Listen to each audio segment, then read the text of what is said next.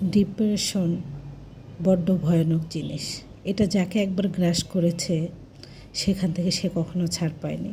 সেটা যদি ফ্যামিলি থেকে হয় তাহলে তো সেটা আরও ভয়ানক আকার ধারণ করে।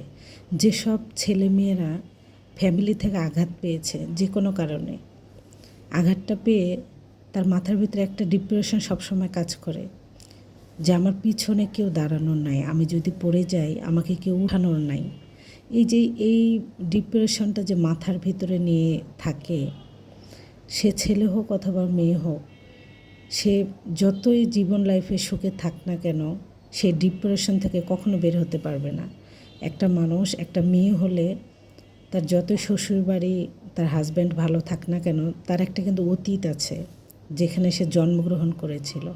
বাবা মা ভাই বোন না খাওয়াক, না খোঁজ খবর নেই, কিন্তু তারপরে যদি তাদের ভালোবাসাটা অর্জন করতে পারে বা ভালোবাসাটা যদি থাকে, বাবা মার বন্ডিংটা ভালো থাকে, তাহলে সেই মেয়েটা অথবা সেই ছেলেটা মনে করে আমার পিছনে কেউ আছে আমাকে ধরে ওঠানোর।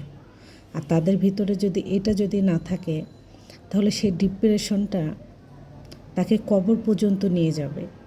সে যতই স্বামীর বাড়ি অথবা বউ বাচ্চা নিয়ে সুখে থাক, তার ভিতরে এটা কাজ করবে। অধিকাংশ মানুষ টাকা পয়সা, স্বামী সন্তান বা স্ত্রী এগুলো নিয়ে কিন্তু এত ডিপ্রেশনে যায় না, যতটা ফ্যামিলি থেকে আঘাত পেলে হোক ওটা ছেলে অথবা মেয়ে।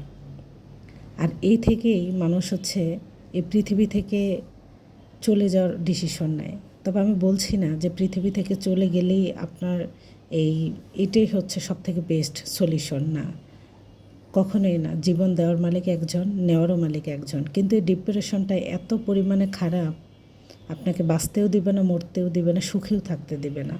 আপনি যে ভালোভাবে সুখে শান্তিতে থাকবেন সেটাও আপনাকে থাকতে দিবে না। খুবই ভয়ানক একটা জিনিস। আপনাকে ভিতরে দুমড়ে মুচড়ে প্রতিনিয়ত ছিঁড়ে ছিঁড়ে খাবে। যেমন উই পোকা ছিঁড়ে ছিঁড়ে শেষ করে দেয়, ঠিক তেমনি এই ডিপ্রেশন। তো যাই হোক, অনেক তো ডিপ্রেশনের কথা বললাম, আমি নিজেও কেমন জানি হয়ে যায়। তো কেমন আছেন সবাই? বাহিরে গিয়েছিলাম, যে ছেলে বাসছে, ফুচকা খাবে, হালিম খাবে। আমাকে দেখে কি আপনারা বুঝতে পারতেছেন আমার জীবনটা নাটকীয় থেকে কম না, বরঞ্চ বেশি। তবু আলহামদুলিল্লাহ বলবো, কারণ আলহামদুলিল্লাহ না বললে আল্লাহ তাআলা বেজার হন। আমার শরীরে কিন্তু জ্বর, আর আমি যখন ভিডিওটা আপলোড করছি আলহামদুলিল্লাহ এখন একটু আমার শরীরটা ভালো। তবে আমি যখন ভিডিওটা পোস্ট করতেছি তখনও হালকা হালকা শরীরে জ্বর আসতেছে। আর আমি যখন শ্যুটটা নিচ্ছিলাম আমার 100+ উপরে জ্বর। তো বাচ্চাদের ভালো রাখার জন্য, বাচ্চাদের খুশির জন্য নিচে যে ফুচকা হালিম নিয়ে আসছি। তারপর আমিও একটা ফুচকা টেস্ট করলাম। আমার ভেলপুরিটা ভীষণ পছন্দ। তো ছেলে বলতেছিল আমি খাবো না, তাও বলতেছিল, বলে মা একটু খাও।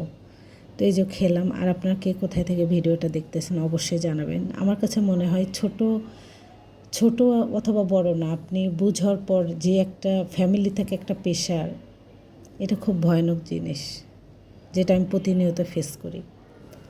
এই জন্য এটা আপনাদের সঙ্গে আমি শেয়ার করলাম। আপনারা কে ফেস করেন অবশ্যই জানাবেন। এই শূন্যতা আমার ভিতরে কাজ করে যে আমি যদি পড়ে যাই আমাকে উঠানোর মানুষ নাই, কেউ আমাকে ধরে উঠাবে, এই আর কি। তো সবাই ভালো থাকবেন, ধন্যবাদ সবাইকে।